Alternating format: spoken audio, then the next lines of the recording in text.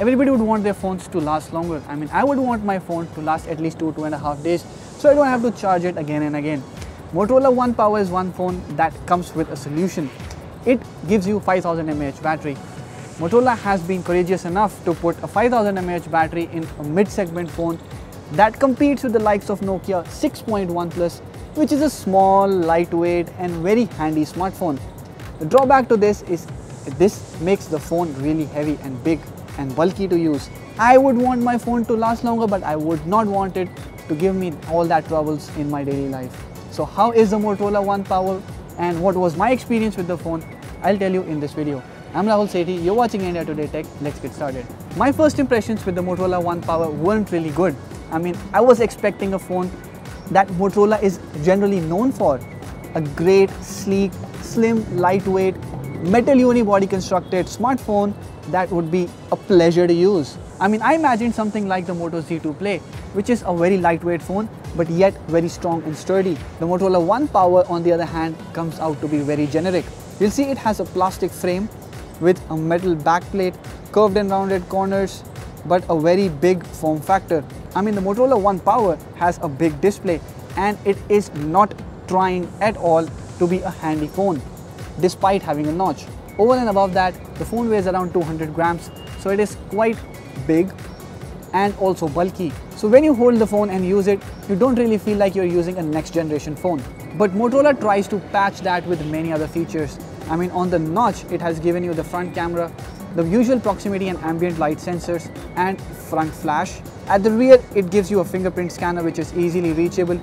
At the bottom, you get a Type-C USB port which also supports fast charging.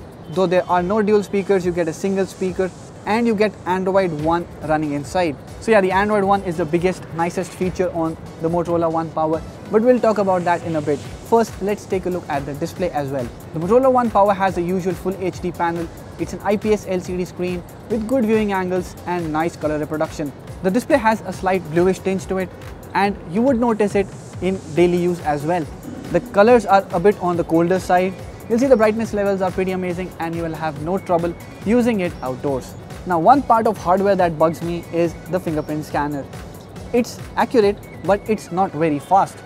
We have seen smartphones much cheaper than this having a faster fingerprint scanner. So you'll need to be a little patient with the Motorola One Power while you're unlocking the phone with the fingerprint scanner. But coming back to the software, it is the biggest reason why you would buy this phone, apart from a good battery backup, of course. I hope you know this already, that Android One is the software that comes directly from Google. It's a result of a Google-Motorola partnership, and you get regular updates on security patches and also on the Android versions. So the Motorola One Power will be getting Android P and Android Q, or whatever it is called, as per the schedule. This really gives you a peace of mind when it comes to software, because earlier as well, Motorola wasn't really regular at updating its software on the phones. It was surely better than Xiaomi, but now it is going to be even better. The stock Android interface has its own plus points. It's a clean, fast and very easy to use software. You don't find any lags or freezes, and there are no third-party apps, softwares, features or skins to bug you in your daily use. I compared the Motorola One Power with the Realme 2 Pro, and despite all its advantages, the Motorola One Power had an upper hand majorly because of its software. Talking about the cameras, the autofocus is fast and the shutter speed is very nice. You'll see the photo is taken in a blink of a second, and this comes in really handy because Motorola One Power is a heavy smartphone. When I try to take a photo with one hand, it is bound to get blurred because the phone doesn't really get stable easily. I did get used to it after some point of time, and I would rather use both of my hands to take a photo than just use one.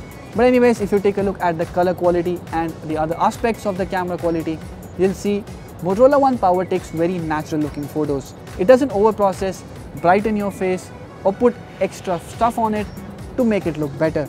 This can be seen in both good or bad ways.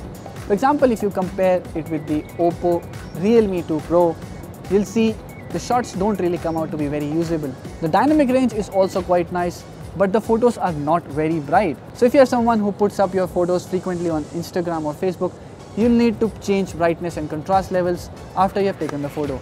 In low light or artificial light, the photos do have noise, but that is acceptable for the price tag. This is true with many other phones like the Nokia 6.1 Plus, and we were not really complaining. But on the other hand, the selfie camera does a good job. It doesn't capture great resolution, but it captures natural looking photos, and you will love that. Because many phones nowadays, including ones from Samsung and other companies, tend to overprocess photos so your face would look brighter. This is not a problem with the Motorola One Power. It captures natural skin tones, actual texture of the subject, and the light is also not artificially blasted. You also get a soft flashlight, which also helps you get good photos in tricky lighting situations. Talking about the battery life, no doubt the phone has great battery backup. It's a 5000 mAh capacity, and with fast charging you will be able to charge it fully within 2 hours.